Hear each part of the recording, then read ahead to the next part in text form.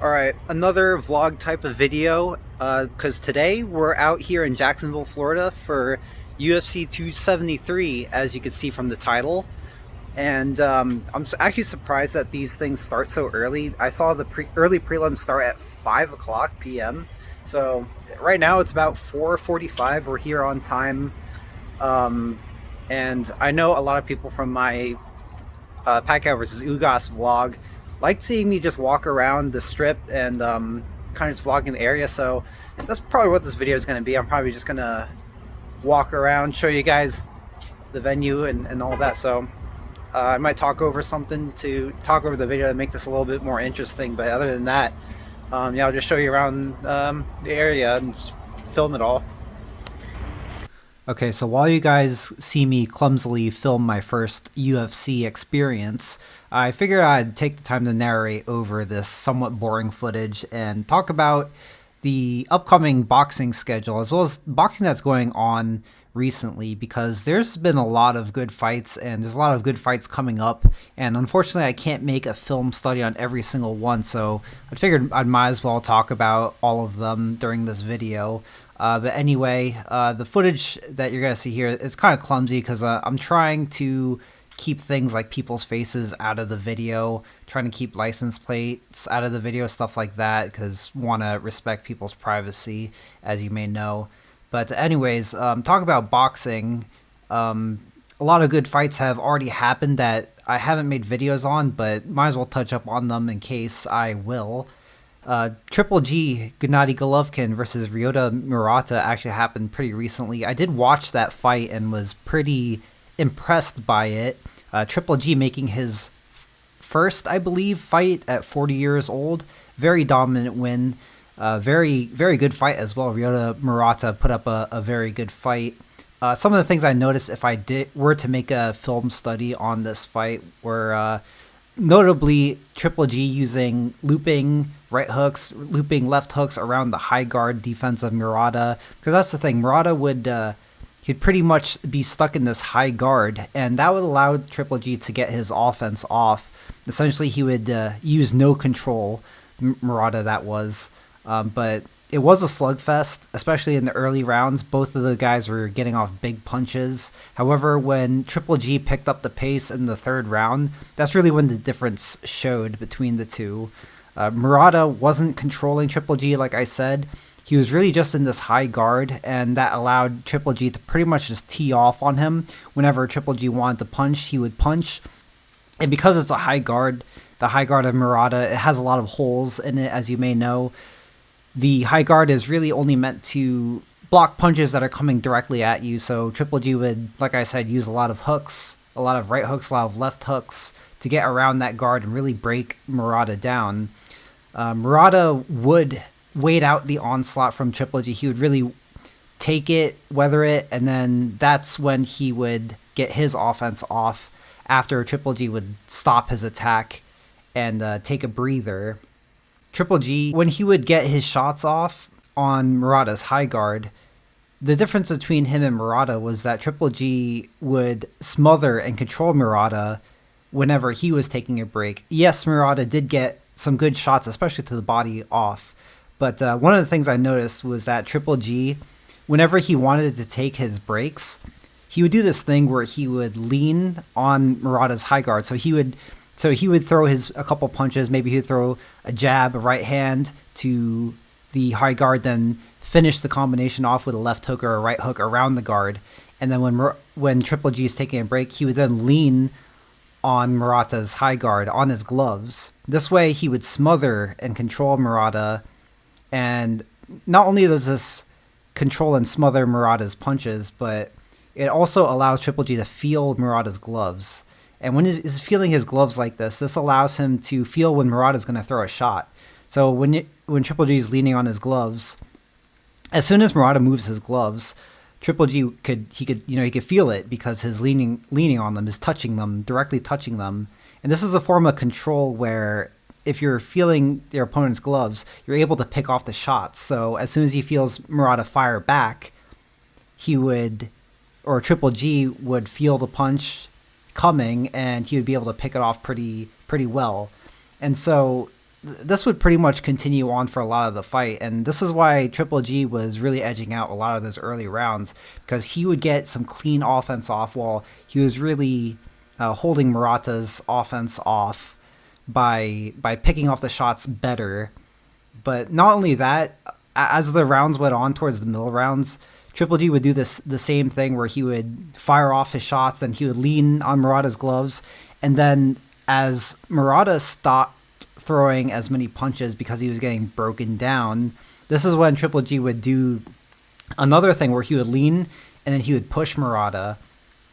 And so doing this by pushing Murata after not feeling Murata throw, this is a form of control where pushing Murata would not only break his posture, but it would also push him out of the center of the ring. By pushing him out of the center of the ring, it also does another thing where it doesn't allow Murata to throw a punch.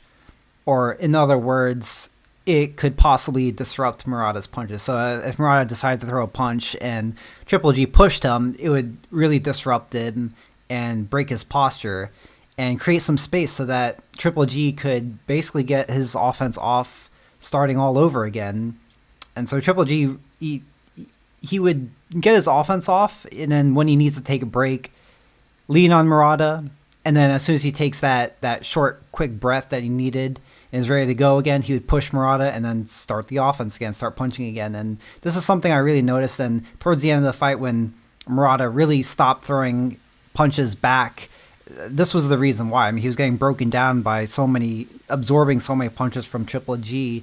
And it's not necessarily that Triple G outlasted Murata. It's really because of, like I said, when he's taking a break, he would lean on Murata and he would pick off the shots better because he would feel the shots coming, and this is why he really outlasted Murata. But that's a lot of stuff that went on in the fight, and I think that's pretty much all I remember from the fight. I'm sorry ahead of time if I don't mention every fight that either happened or is going to happen, but these are the fights that I'm looking forward to, as well as the ones I watched. But moving on, another fight that happened recently that I saw was Ryan Garcia versus Emmanuel Tagoe. And this was a very dominant win from Ryan Garcia, a very successful return to the ring after a very long layoff, where pretty much from the opening bell to the closing bell, he walked Tagoe down pretty much the whole fight. And while Garcia won in very dominant fashion, there's a couple of things I noticed that I would like to see him improve upon moving forward as he grows more mature and grows more experienced in the ring, if he wants to become one of the best in the lightweight division or in any of the divisions around the lightweight division. There's some stuff that I noticed in the fight, and it might make me sound like a hater or, a overly critic. I know I'm just Monday morning quarterbacking this, but still stuff that I noticed nonetheless that could land Ryan Garcia in trouble when he fights opposition that will take advantage of these things. And the first thing, really, I think pretty much everyone noticed, is that he's still susceptible to dropping his right hand to parry body shots. There was a time in one of the rounds where he ate a left hook because he thought it was a body shot. He dropped down his right hand to parry it, and this was the same shot that had him dropped against Luke Campbell.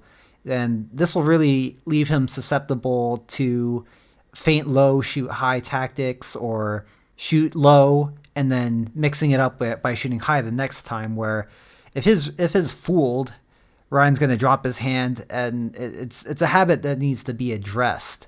You could do this multiple ways. Fix it by holding the phone with your hand, keeping your hand up to protect it against a hook to the head, and then dropping down your elbow to block the body shot. So that way you kind of protect yourself a little bit from both shots. A way that Floyd Mayweather adjusted to this against Shane Mosley after he got tagged in the second round was he started taking a step back. And he did this against Marcos Maidana too, where Maidana was trying to set up that jab to the body and left hook to the head mix-up, the one that he dropped Adrian Broner with, but Floyd Mayweather would take a step back.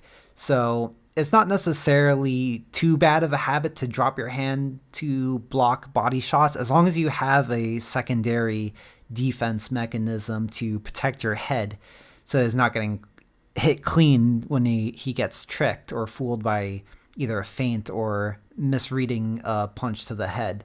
At least slip the punch, at least duck down, get his head off the center line, because he ended up eating a left hook the same way he ate one from Luke Campbell.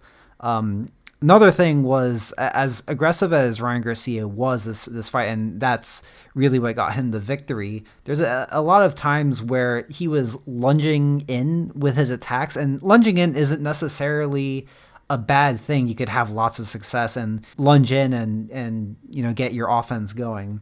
However, I noticed that he would shoot a lot of shots lunging in, and he would shoot these combinations. So that also isn't a problem, but when you're shooting a lot of punches after lunging in like that, you really are susceptible to being countered. And I really noticed that while he's doing this, his head was just up in the air, just there to be hit, up in the air, unprotected, down the center line.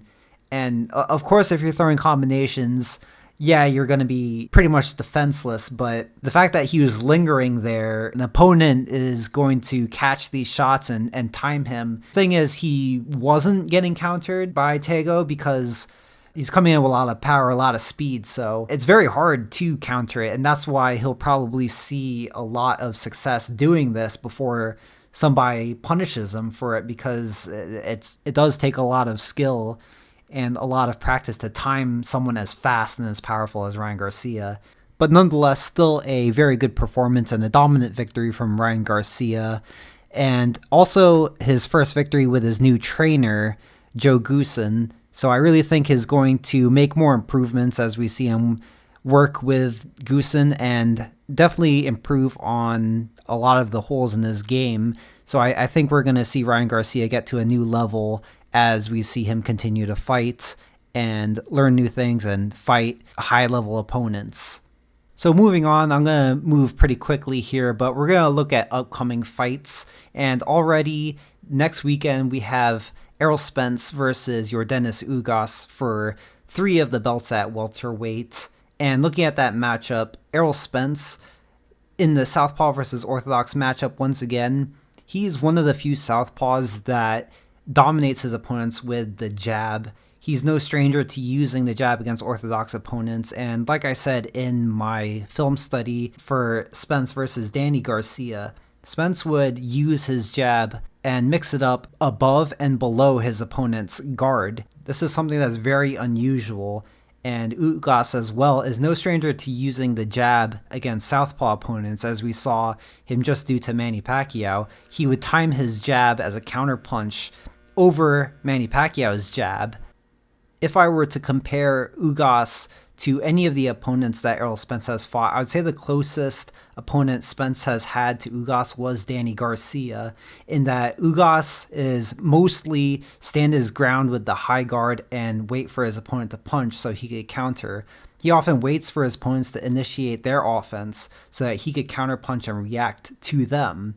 Ugas probably has the better punch variety with his counters and often counters with combinations, unlike Danny Garcia, and he also has those long arms so that he could make good use of his high guard, blocking both shots to the head with his gloves and shots to the body with his elbows. However, the one major difference is that Ugas probably doesn't have the same power. I don't think Ugas' style of standing his ground and waiting to counter Spence is going to bode well for him, as Errol Spence is very good at breaking down high guards with that sweeping left hand after his jabs, setting them up, and I just don't see Ugas outworking Errol Spence. However, I do think Ugas could have a lot of success if he actually initiates his offense, as he is very good at mixing up the looping right hand after his jab.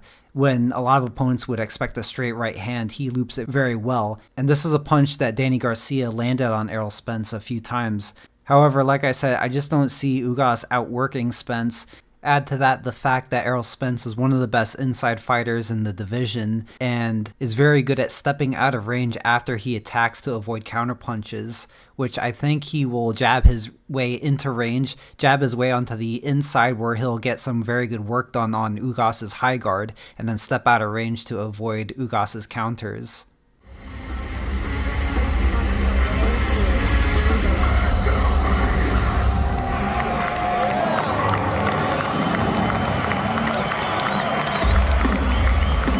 So moving on, the next fight I want to talk about that's upcoming is none other than Canelo Alvarez versus Dmitry Bivol. And when looking at this matchup, some of the things I have to say is that Bivol is one of the best pure boxer punchers from the outside, often controlling the range with his jab and pendulum stepping with his jab from far range, often mixing it up with a hook to keep his opponents guessing.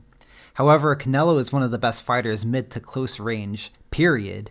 Any moments when Canelo can close the distance and work from his punching range is going to be a bad time for Bivol. Add on top of that Bivol usually defaults to a high, tight guard when his opponents close the distance on him, and Canelo is likely to get off some big left hooks around that tight guard if this happens. However, this is WBA light heavyweight world champion Dmitry Bivol we're talking about. A champion who has dominated the light heavyweight division with some of the best footwork and distance control in the sport. Canelo's most similar opponent might be Sergey Kovalev, who ironically was his only other opponent in the weight class. Kovalev, he did a good job of controlling distance with his lead hand, posting on Canelo, mixing up jab timings, feinting, and clinching when needed. However, he faded very hard at the end as Canelo was pressuring him the whole fight. Canelo was stepping his lead foot into punching range while keeping his body back, something I talk about in almost all of my Canelo film studies, forcing Kovalev to respond with something. The lead foot pressure of Canelo not only wears you down physically, but also mentally, which leads to him getting these late stoppages late in fights. Bivol is a fresher fighter than Kovalev, though, and I don't see him breaking as easily as many of Canelo's other opponents. Canelo gets called a cherry picker a lot, but I just don't see how Dmitry Bivol is anything close to that. I think this is Canelo's toughest fight since he fought Mayweather and Lara. Moving on, the next fight to talk about is Oscar Valdez versus Shakur Stevenson, another southpaw versus orthodox matchup. From a technical standpoint, this might be the fight I'm looking forward to the most. Shakur Stevenson has a pressure style with the lead foot where he sneaks it into punching range while keeping his body back, similar to Canelo, who Oscar Valdez actually trains with. And to my surprise, I've seen sparring footage of Valdez sparring partners doing a good job of imitating this look, so I have no doubt Valdez will be prepared for Shakur's style. However, Shakur Stevenson is the complete package as a boxer. He displays some of the most impressive defensive abilities while in punching range, which is why he's able to be so effective with his pressure. Controlling his opponents with his probing jab, he baits out counters and counters the counters, or initiates his offense if the counters don't come. He's also fantastic at breaking down high guards, which Valdez employs as his primary defense. Blocking vision with the lead hand and shooting the straight left to the body is Shakur's signature move. Shakur has fought quite a few fighters with similar styles to Valdez. However, I think Valdez is several levels better than all of them. Valdez has looked like he's improved a lot since joining Eddie Reynoso, and I'm sure they have a great game plan cooking over there, but I have a hard time seeing anyone beating Shakur Stevenson in that division. Valdez has shocked the world before against Miguel Berchelt, so let's see if he could do that again. And last but certainly not least is probably the best fight on this list upcoming, which is George Kambosos versus Devin Haney for the undisputed lightweight title. And I'm going to go really quick and very brief on this one because I feel like the video is getting a bit long. But George Kambosos, with the surprising defeat over Teofimo Lopez, I haven't seen much of Kambosos other than that fight, so I can't really say much. However, he did display a lot of skill against Teofimo with good counterpunching and definitely some good defense with an active guard to really mitigate a lot of the offense that Lopez could do, despite Lopez really fighting a pretty foolish game plan and really underestimating George Kambosos. And of course, Devin Haney, who we know has been dominating using that probing jab to break down his opponent's defense, using the right hand to find the opening and then very quickly pulling back away from the counter punches. Very good boxing. I'd probably favor Devin Haney in this matchup. However, this is actually a very close fight, and I don't really have much to say about it. I'm getting a little tired here. This video has been going on pretty long, and so I'm just going to let a little bit of the UFC action play here. Ladies and gentlemen, this is the co-main event of the evening. Fighting out of Ekaterinburg, Russia, presenting the interim UFC heavyweight champion, Bivol, no mercy, no! Fighting out of Uniondale, New York, presenting the reigning, defending UFC heavyweight champion of the world, Alvarez,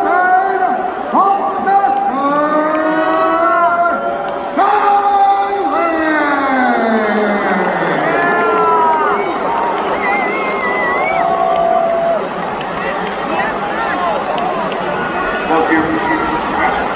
Follow me all times. As close as you like. That's right.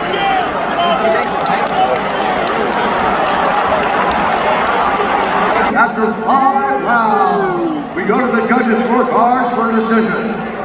Salvador Yamato scores the contest. 48-47, Sterling. Christopher Lee scores it. 48-47, Jan. And Alicia Rodriguez scores the contest. 48-47 for the winner by split decision. And now, the undisputed UFC featherweight champion of the world, Alvarez.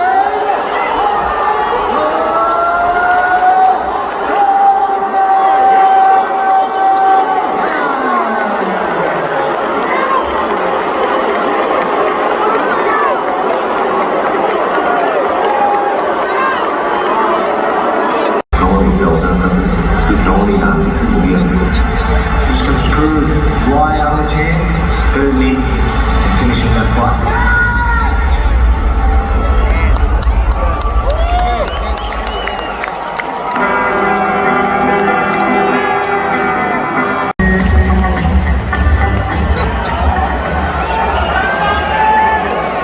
Ladies and gentlemen, this is the main event of the evening.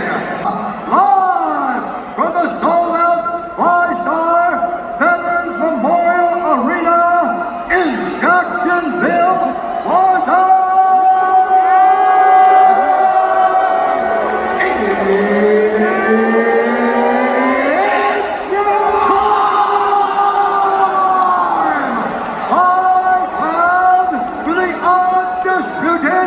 UFC Featherweight Championship of the World. So yeah, UFC 273, definitely 2 big thumbs up. Definitely had a fun time, and UFC is always fun to watch, especially in person. It was my first time doing it this time, and definitely got my money's worth. From 5 o'clock to almost 2 a.m. The UFC really gives you your money's worth. So that's going to do it for this one. As always, thanks to all of my GOAT tier patrons: Jason Maheenan, Grant Gabriel, Albert Chen, Jeff, Dmitry Drozdov, Andre, and Gostalai Geza. You guys keep the channel going, and I'll see you guys all in the next one. Thank you all for watching.